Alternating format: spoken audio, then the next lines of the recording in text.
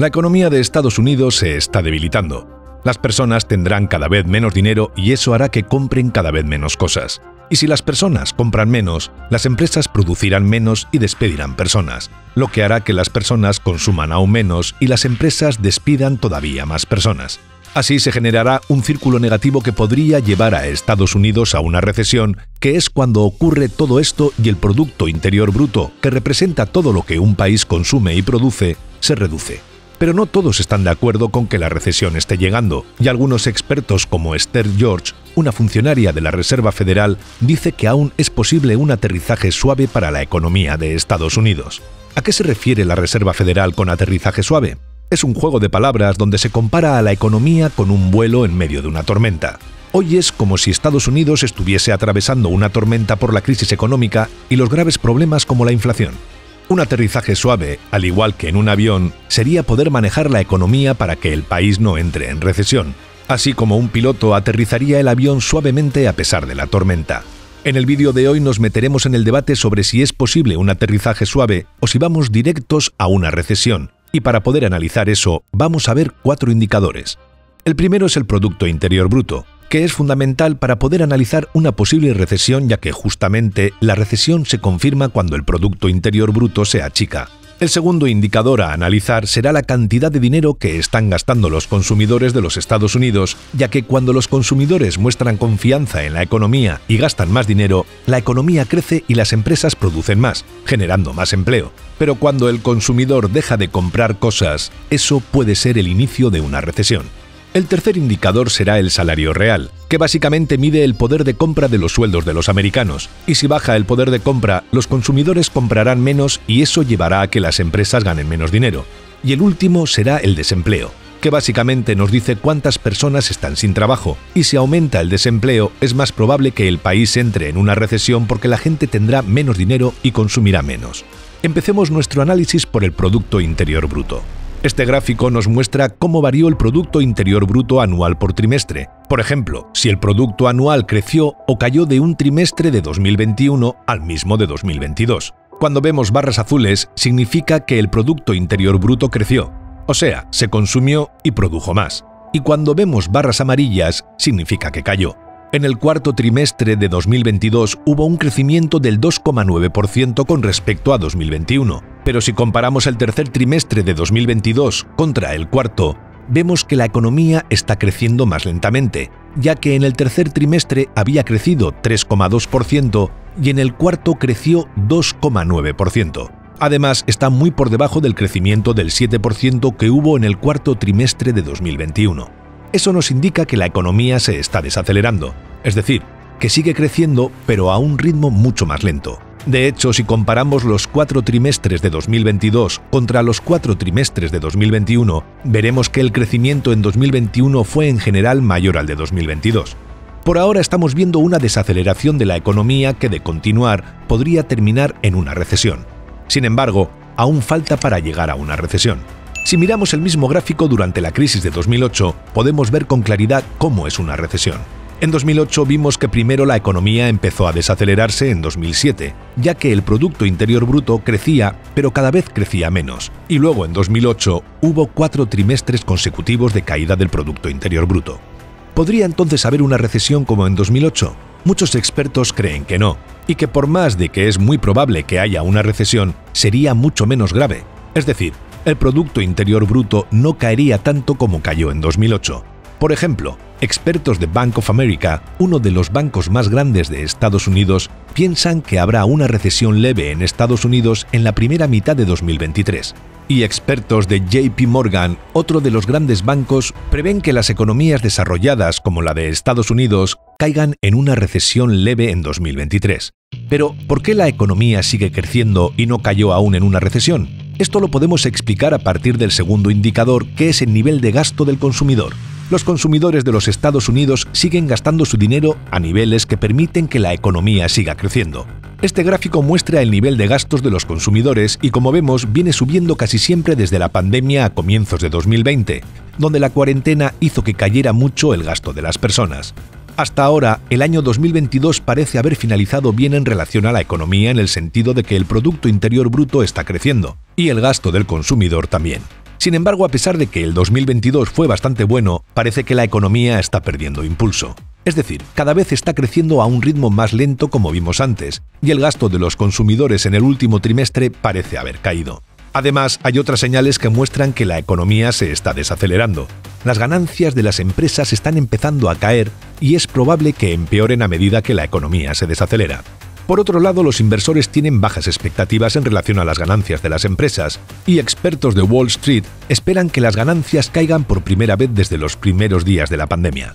Parece que tanto los expertos como los inversores están de acuerdo en que a las empresas les irá peor, y eso sin duda va a generar que el Producto Interior Bruto caiga, ya que en definitiva, si a las empresas les va peor es porque están vendiendo menos, y eso hará que decidan producir menos y despidan a su personal. Pero, ¿por qué a las empresas les va peor? Eso es porque para solucionar el problema de la inflación, que alcanzó un máximo de 9,1% en junio, la Reserva Federal tomó dos decisiones que hacen que la economía empeore. Veamos de qué se tratan esas decisiones de la Reserva Federal y por qué la economía empeora. La inflación se genera cuando el gobierno imprime demasiado dinero. Esto es porque el dinero funciona como cualquier otro producto en el sentido de que cuando hay mucho de un producto, como por ejemplo el agua, ese producto es barato. Pero cuando un producto es escaso, como podrían ser los diamantes, ese producto es más caro. Al imprimir mucho dinero, el valor del dinero cae justamente porque sobra dinero en la economía, y eso hace que necesites más dinero para comprar los mismos productos.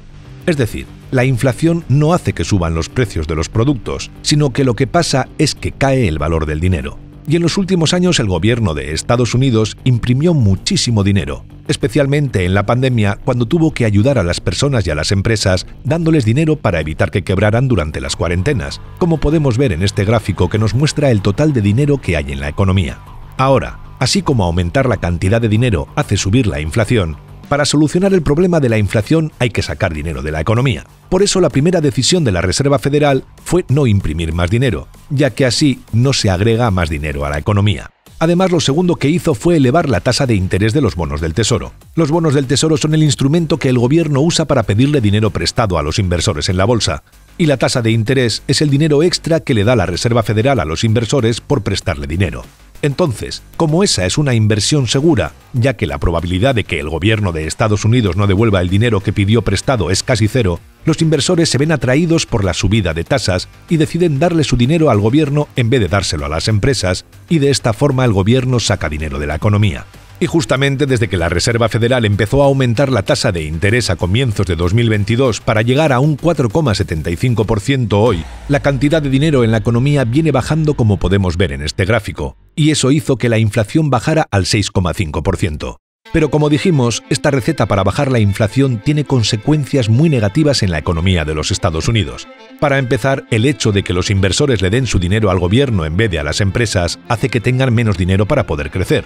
Además, los bancos usan la tasa de interés de los bonos del Tesoro de Estados Unidos como una referencia para establecer la tasa de interés que le cobrarán a las personas y las empresas por sus préstamos, y eso hizo que durante 2022 las tasas de los préstamos hayan aumentado mucho. Y la consecuencia de eso es que las personas o empresas que hoy tienen préstamos tengan que pagar una cuota más alta y tengan menos dinero disponible para gastar en otras cosas. Además, al volverse más caros los préstamos por el aumento de las tasas, son menos las personas que toman préstamos para comprar cosas como podría ser un coche o una casa, lo que hace que se desacelere la economía. Por ejemplo, este gráfico nos muestra la cantidad de pedidos de préstamos hipotecarios, que son los que se usan para comprar casas, y podemos ver cómo la cantidad de pedidos de préstamos para comprar casas se mantenía en niveles altos hasta 2022, cuando la Reserva Federal empezó a aumentar la tasa de los bonos del Tesoro y el número de hipotecas está cayendo en picado. Y si las personas compran menos casas, entonces las empresas construirán menos viviendas y emplearán a menos personas, generando más caída de Producto Interior Bruto. Pero a pesar de que el aumento de tasas hace que se desacelere la economía, es la única solución para bajar la inflación. Y por eso la Reserva Federal está tratando de desacelerar la economía sin llegar a una recesión, es decir, un aterrizaje suave. De hecho, funcionarios de la Reserva Federal como Esther George aún creen que el aterrizaje suave es posible, como vimos al comienzo del vídeo, y muchos expertos están de acuerdo. Por ejemplo, Bloomberg, un medio de comunicación relacionado con finanzas y economía, dijo que el aterrizaje suave de la Reserva Federal aún podría ser posible y que las decisiones tomadas van por buen camino. Sin embargo, como dijimos al principio, hay muchas personas que desconfían de que un aterrizaje suave sea posible debido a que los indicadores económicos están mostrando que la economía se está desacelerando, y el camino hasta que la inflación esté controlada es largo. De hecho, John Carroll Williams, un funcionario de la Reserva Federal, dijo que la lucha contra la inflación podría durar hasta 2024, y ese largo camino haría que en algún momento la desaceleración se transforme en recesión. Bien, ya hablamos sobre el Producto Interior Bruto y sobre los consumidores, así que ahora hablaremos del salario real y el desempleo. El salario real es tu sueldo, pero teniendo en cuenta la pérdida de poder adquisitivo producto de la inflación. Por ejemplo, digamos que tu salario es de $5.000 por mes y tu jefe te anuncia un aumento del 5%, lo que significa que ahora tendrás un salario de $5.250. Pero ¿qué pasa si la inflación es del 10%? La inflación, como dijimos antes, hace que tu dinero valga menos y puedas comprar menos cosas, por lo que si los precios aumentaron un 10%, en realidad tu salario no valdrá $5.250, sino que valdrá un 10% menos, es decir, $4.750, y ese sería tu salario real. La inflación hace que los salarios reales caigan porque puedes comprar menos cosas, y la única forma de evitar que eso pase sería que el aumento de sueldo que te dé tu empresa sea mayor a la inflación. Este gráfico muestra la evolución de los salarios reales de un empleado promedio en Estados Unidos. Allí podemos ver que, después de la crisis de 2008 y hasta 2021, los salarios reales crecieron, pero luego empezaron a caer. Esto es porque la inflación fue más alta que los aumentos de sueldo. Y como la inflación se solucionaría para 2024, lo más probable es que esta tendencia continúe a lo largo de 2023. Y para empeorar las cosas, el desempleo aumentará ya que a las empresas les está yendo mal y el Producto Interior Bruto se está desacelerando. De hecho, ya hay algunos sectores donde los despidos masivos están ocurriendo, como pasa en el sector tecnológico del que hablamos en este vídeo. Según el sitio web layoffs.fyi, que se dedica a rastrear y registrar los despidos en empresas de tecnología, en 2022 aproximadamente 1.000 empresas de tecnología despidieron un total de casi 160.000 personas, y en lo que va de 2023, 272 empresas despidieron a casi 87.000 empleados. O sea, en tan solo un mes de 2023 se despidió casi a la mitad de las personas que en todo el año pasado, lo que muestra que los despidos se están acelerando. Otro informe realizado por Challenger Gray & Christmas, una agencia de empleo de Estados Unidos, dijo que el total de despidos en la industria tecnológica para 2022 fue de 97.000 personas y que los recortes de personal aumentaron un 649% en 2022 desde los casi 13.000 despidos anunciados en 2021. Ahora, los despidos comienzan a extenderse fuera de la tecnología. Por ejemplo, varias empresas que se dedican a fabricar productos están despidiendo personas. Dow, una gran empresa que fabrica productos químicos, planea 2.000 recortes de empleo para 2023, para ahorrar $1.000 millones en costes. Además, 3M, un fabricante de productos tecnológicos y máquinas industriales, despedirá a 2.500 empleados de sus fábricas debido a que sus ventas han bajado. Y los despidos también se están extendiendo al sector financiero. El Banco de Nueva York, BNY Mellon, despedirá a 1.500 empleados este año.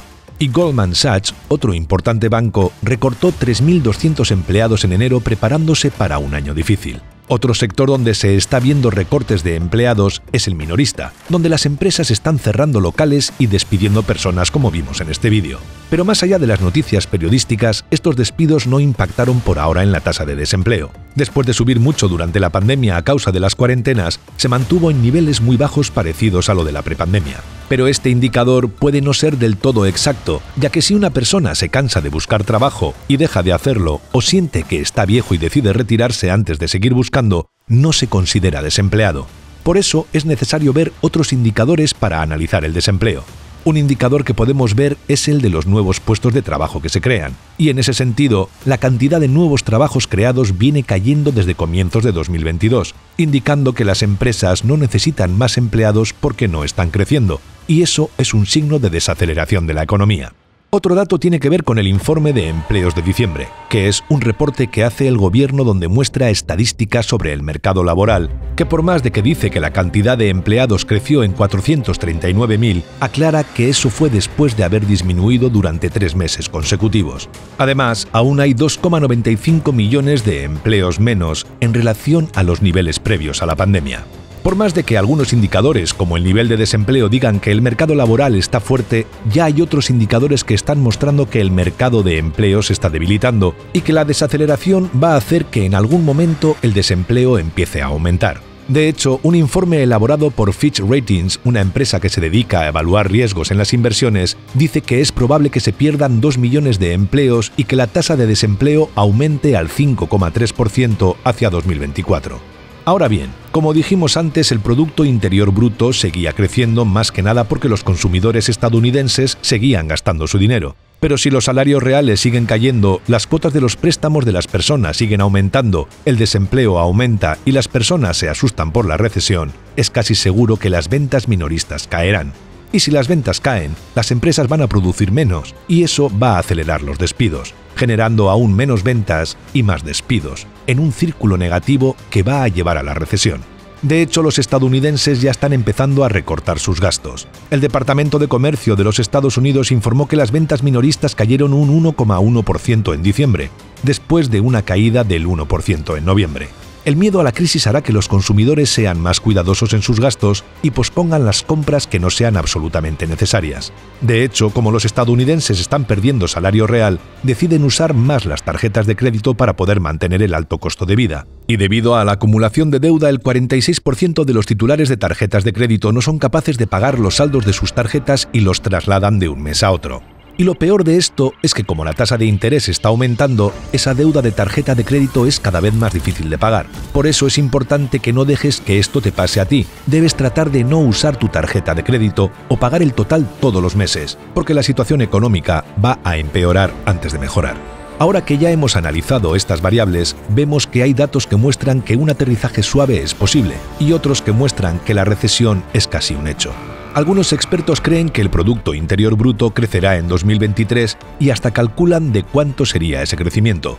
Por ejemplo, The Conference Board, un grupo de expertos en economía, dice que su pronóstico de crecimiento para el 2022 era de 2% y que se reducirá ese crecimiento al 0,2% en 2023 para luego recuperarse al 1,7% en 2024. Por otro lado, sabemos que la Reserva Federal dijo que la lucha contra la inflación continuará hasta 2024, que el desempleo crecerá hasta superar el 5% y que el salario real seguirá cayendo. La lucha contra la inflación, que va a seguir destruyendo la economía, y el alto nivel de desempleo, junto con la caída del salario real, hace que sea muy poco probable que tengamos un aterrizaje suave. Y aunque lo más probable es que la recesión no sea tan profunda como la crisis de 2008, igual se sentirá con fuerza en los hogares de Estados Unidos. Es decir, como dijimos antes, las cosas empeorarán antes de mejorar. Pero no todo en una crisis es malo, es decir, no será el fin del mundo, y además la crisis traerá muchas oportunidades únicas que en una economía en crecimiento no encontrarías. Esto es porque cuando hay crisis, todos los inversores venden sus acciones, sus propiedades o sus empresas, y eso hace que los precios de todas esas inversiones bajen mucho, lo que da la oportunidad de invertir y esperar a que luego los precios suban cuando la economía se recupere, como vimos en este vídeo. Sea lo que sea, aquí te mantendremos informado sobre la situación económica que no te cuentan en el telediario para que no te tome nada por sorpresa. Ya sabes, la información es poder. Esperamos que te haya gustado el vídeo. Si es así, nos ayudaría muchísimo que nos dejases un comentario, ya que la red neuronal de YouTube esto lo valora muchísimo y así recomienda nuestros vídeos a más gente. Le dieses a like y actives la campanita para que te llegue una notificación cuando subamos nuestro próximo vídeo. Así que nos vemos en él. Un saludo.